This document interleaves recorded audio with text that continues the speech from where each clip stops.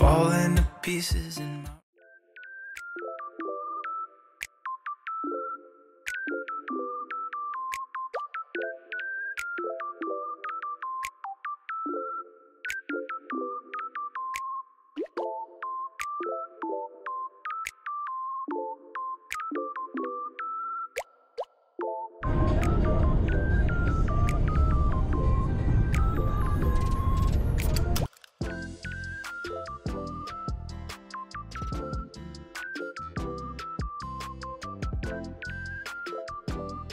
Hello guys, so we're back again and hindi ako nakapag-vlog earlier kasi super busy ng lola nyo.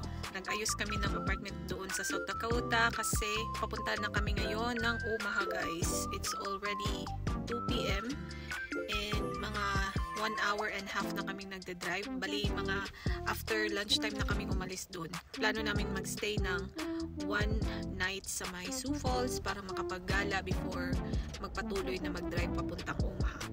So ayun guys, a short trip lang to and nandito tayo sa anong tawag dito, rest area. Ayan yung husband ko. Ayan, tapos na din akong umihi. So update ko na lang kayo later guys.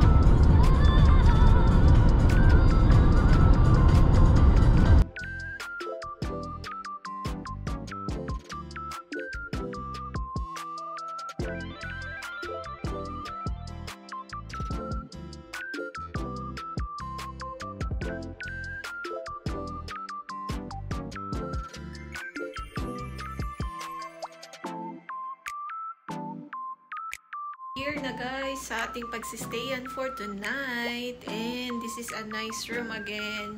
Itong nabook namin, wala nga lang siyang free na breakfast, so maaga kami bukas para maghanap ng makakainan. Meron namang mga nakita kaming mga parang fast food or restaurant sa labas, so gahanap na lang kami tomorrow. So I will do a quick tour dito guys kasi actually ito ano siya, parang kasi may app sila na member ako. So, ito mas mura to sa previous na pinagstayan namin nung papunta pa kami ng Rapid City. Mas mura to ng mga $50. So, yun guys, itutour ko kayo really quick. So, ito yung entrance door. Tapos, meron tayong pa-freezer, mini kitchen. Almost same nung last time na pinagbukan namin. Pero wala nga siyang, walang water man lang. Pero at least may dala kami. Ayan guys, meron na namang mga gamit kung plano nyong magluto. Ayan, meron din silang toaster. May mga baso, may mga tea. Ito coffee yata. Ito coffee and popcorn. Ayan guys, and nakita ko dito kanina may dishwashing liquid na maliit and powder para sa dishwasher. Meron na namang dishwasher dito guys, ayan. And then may mga drawers, may stove. Ayan guys, may stove tayo pero wala naman kaming dala na lulutuin. Yan, utensils. Actually, may dala kaming pagkain for dinner. So hindi na kami bibili. Yan, ito yung desk, may mirror. Yan yung TV. And ito yung bed. And then may couch gilid.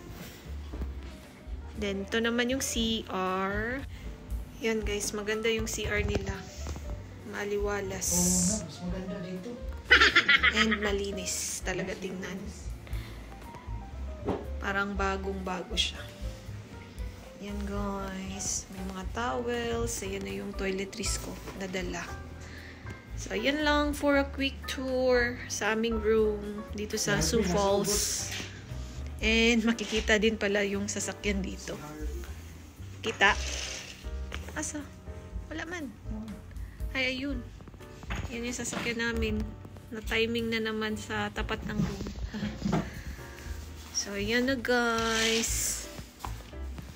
I take later. Kain na kami guys. Ito yung ating pagkain. Spaghetti na niluto ko. May rice dyan. Let's eat. And bola-bola. Bola-bola na luto niya. Kain muna kami.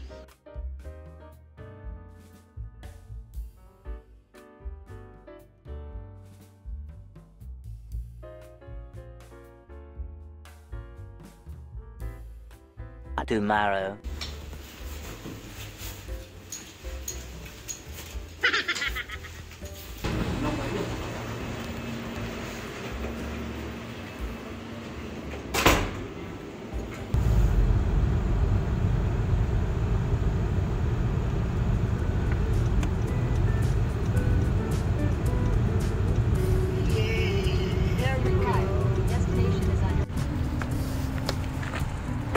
Good morning guys. So another day, it's already 7 in the morning and wala pala tayong free breakfast dun sa accommodation natin guys na pinagstayan kagabi.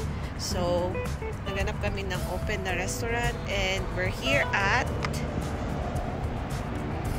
yan guys, Frying Pan Family Restaurant. Open to 24 hours.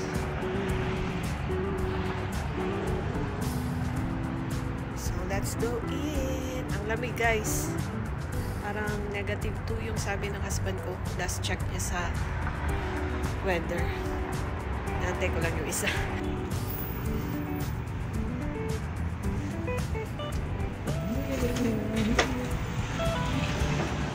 Pasok na tayo.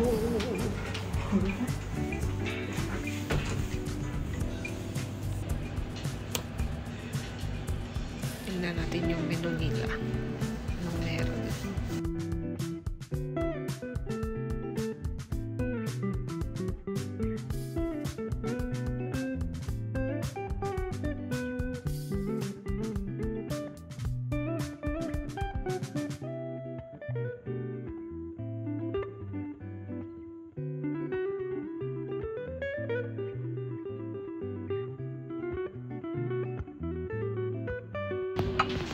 Ito na yung order namin. Oh lala. Blueberry muffin, hash brown eggs, pancake, sausage, Thank you.